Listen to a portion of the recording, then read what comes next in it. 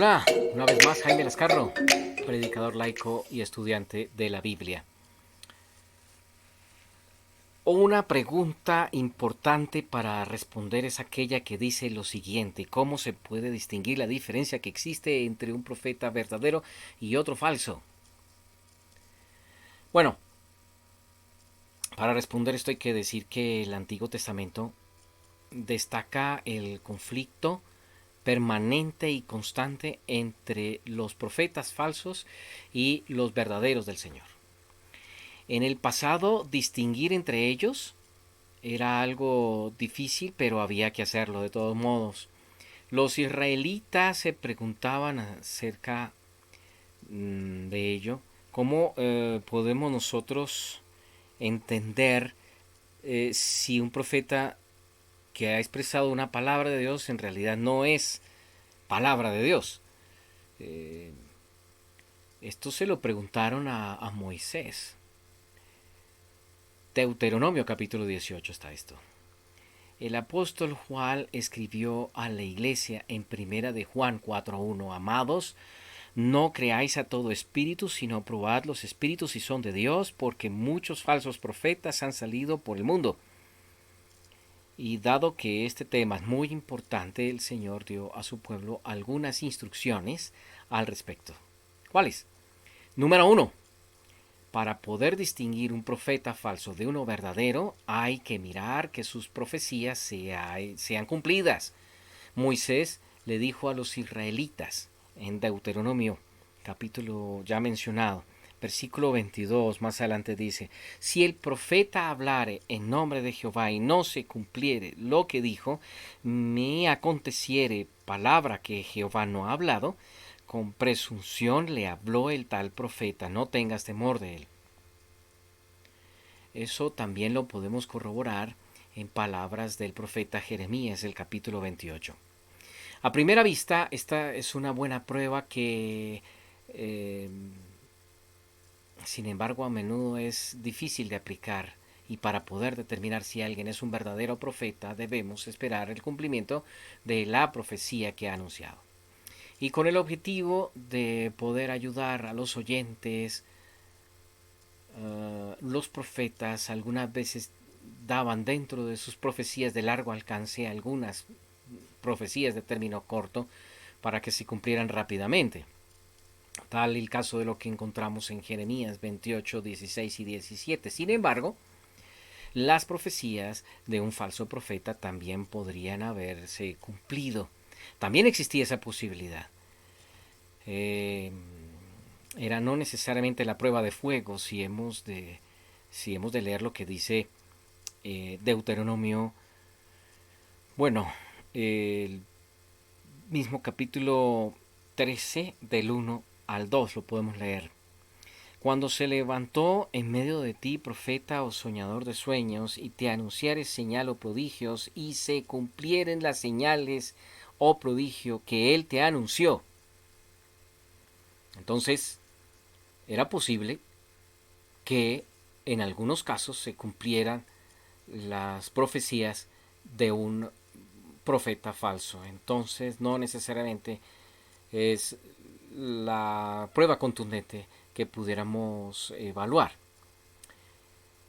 A propósito de eso, debemos decir que muchas veces Dios tuvo que probar la contundencia de sus profecías, incluso mediante sí, evidencias contundentes como la que registra el profeta Isaías en el capítulo 8. Incluso él fue quien ordenó que el nombre que debía ponerle Dios al hijo primogénito del profeta, cuando concibiera de su mujer, que también era profetisa,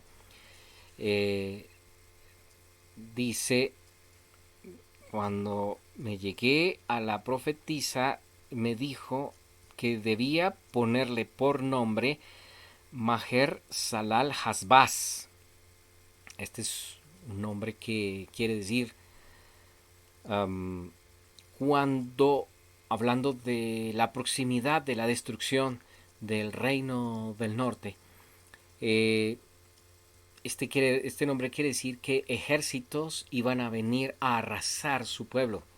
Por eso le pidió que le pusiera ese nombre, porque antes que el niño sepa decir Padre mío y Madre mía, o sea, mamá, papá, será quitada la riqueza de Damasco y los despojos de Samaria delante del rey. Importante entonces tener en cuenta eso, ya que, pues como les digo, su hijo, el nombre de su hijo, Maher Salal Hasbaz, quiere decir el despojo se apresura, la presa se precipita. Ahí, por eso también en el versículo 20 vemos de Isaías 8, él da una orden a la ley y al testimonio. Si no dijeren conforme a esto es porque no les ha amanecido. Pero, ¿a qué viene eso? Eso viene al hecho de que el Señor ordenó al profeta que atara ese testimonio, esa ley, en algún lugar escondido donde nadie pudiera tener acceso y donde se comprobara que no se pudiera adulterar, escrito allí para que tuvieran la evidencia, la prueba de que una vez cumplida la profecía volvieran al testimonio y corroboraran que esto que dijo Jehová el Señor se había cumplido al pie de la letra, por medio de boca del profeta. Bueno, pero como les decía, no necesariamente esa es la prueba reina para que comprobemos la autenticidad de un profeta o no. Hay un segundo punto para probar la veracidad del profeta frente a uno falso, y es su teología que predica. Esta prueba asume que el pueblo ya ha recibido mensajes de Dios y que es capaz de usarlos para evaluar nuevas revelaciones. Por ejemplo, dado que la ley de Dios prohíbe adorar ídolos, un profeta que dirige a otros a adorar otros dioses sería un falso profeta. Vuelvo a leer lo que dice Deuteronomio 13:12 que habíamos leído antes, 13:2. Si se cumpliere la señal o prodigio que el profeta te anunció, diciendo, vamos en pos de dioses ajenos que no conociste y sirvámosle. Bueno, evidentemente este es un profeta falso, aunque hubieran visto que se cumplió la profecía, pero está predicando en contra de la ley, porque es violar la ley, o está llevando a violar la ley, pues evidentemente es un profeta falso.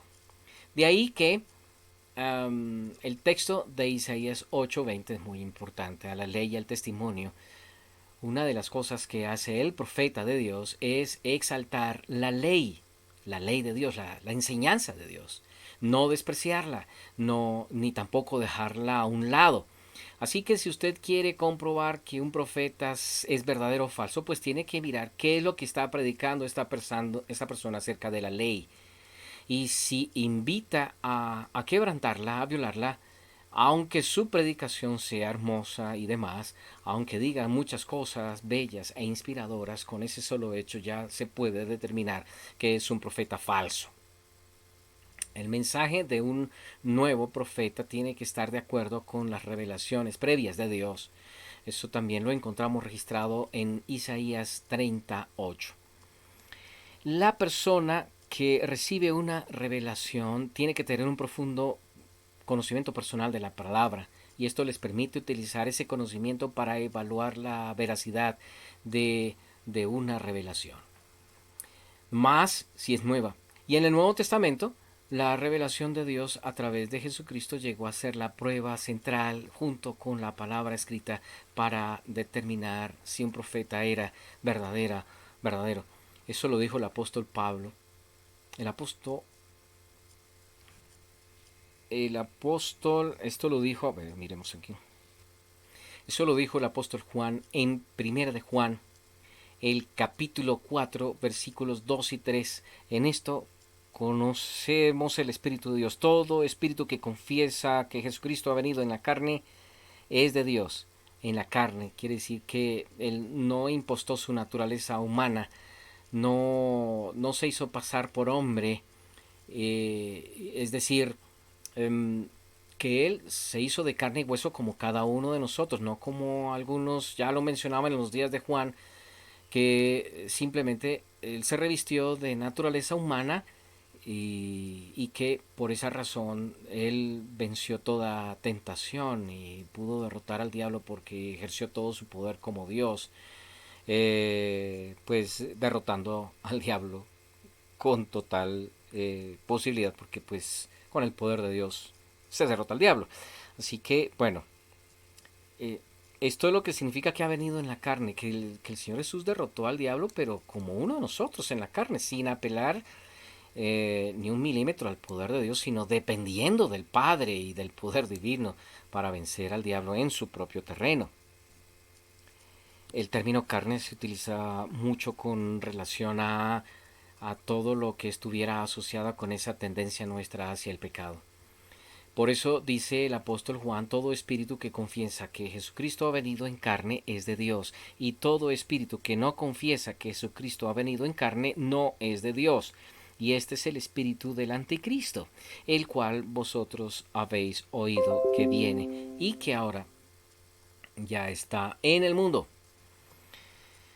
Así que esto viene a ser una prueba importante, aunque esta prueba es más difícil de adulterar, aún puede ser falsificada de todos modos. Y como lo mencionara el apóstol Juan, pues el campeón de las falsificaciones es el anticristo. El apóstol Pablo escribió acerca de falsos apóstoles que se disfrazan como apóstoles de Cristo. Y él dice, no es maravilla porque el mismo Satanás se disfraza como ángel de luz, o sea que entonces sería más difícil de distinguirlo. Sin embargo, los que conocen la verdad tal como es en Jesús no serán engañados. La tercera prueba que define y distingue a un falso profeta de uno verdadero o viceversa es la prueba de la ética. Los falsos profetas no viven a la altura de las leyes de Dios ni se pronuncian claramente contra el pecado, cosa que sí hace un profeta de Dios. Por esa razón, si también quiere usted definir que un profeta sea falso o verdadero, pues tenemos que prácticamente debemos ver que casi todos los profetas de la antigüedad no gozaban de popularidad, eran muchas veces vejados, despreciados, hasta asesinados, porque la principal función de un profeta es hablar a los hombres en nombre de Dios. ¿En qué sentido hablarles? Bueno, en el sentido de que Dios les ama y quiere salvarles, pero muchas veces, es decir, Dios te ama de parte de un profeta no era fácil porque la condición del pecado en el que ellos estaban implicaba que ellos debían abandonar el pecado antes que ninguna otra cosa. Y esto era la demanda de Dios. Y lo hacía un profeta y lo pronunciaba un profeta. Lo que hacían los profetas era poner el dedo en la llaga. Y la naturaleza humana no le gusta eso, que le pongan el dedo en la llaga, porque eso hacían los profetas. El profeta Ezequiel acusó a los falsos profetas y dice él en Ezequiel, perdón, 13:22, por cuanto entristecisteis con mentiras el corazón del justo, al cual yo no entristecí, y fortaleciste los malos las manos del impío para que no se apartase de su mal camino, infundiendo ánimo, no te bien, para que no se apartase de su mal camino, infundiéndole ánimo. Es más, hay muchos falsos profetas que animan a la gente a seguir pecando como si nada pasara. Los falsos profetas también eran arrogantes, eran engañadores. Eso lo encontramos en el Nuevo Testamento, segunda de Pedro capítulo 2, versículo 18, y Hechos de los Apóstoles capítulo 3, 13, versos del 6 al 10.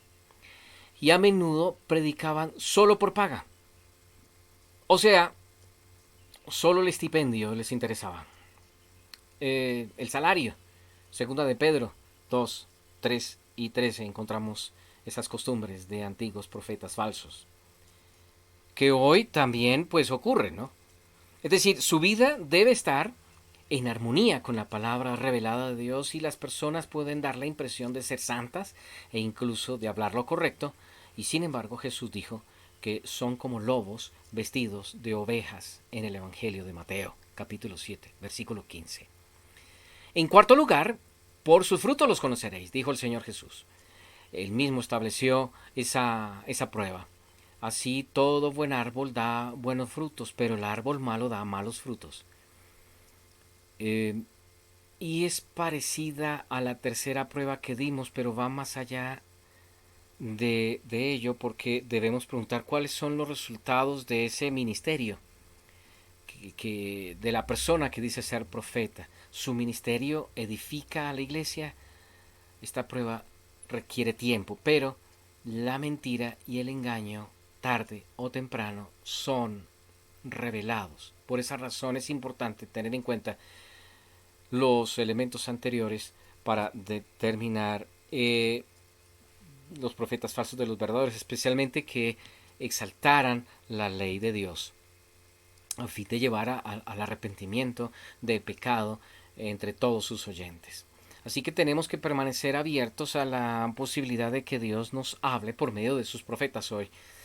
Pero a fin de poder identificar a un profeta hoy deberíamos conocer y entender las escrituras, deberíamos utilizar la palabra inspirada de Dios para probar las enseñanzas y el estilo de vida de la persona que dice ser un profeta verdadero. Finalmente, no deberíamos aceptar rápidamente a alguien que dice serlo. Debemos darle tiempo para que las acciones del nuevo profeta, qué clase de persona es. Probar los espíritus requiere tiempo, oración, conocimiento de lo que Dios ya nos ha revelado. Que Dios les bendiga a cada uno de ustedes. Hasta una próxima oportunidad. Si quiere, comente lo que aquí he escuchado. Si desea hacer una pregunta, hágalo allí en la caja de comentarios. Y por favor, suscríbase al canal para recibir más información bíblica e instrucción de la palabra de Dios. Dios les bendiga. Hasta una próxima oportunidad.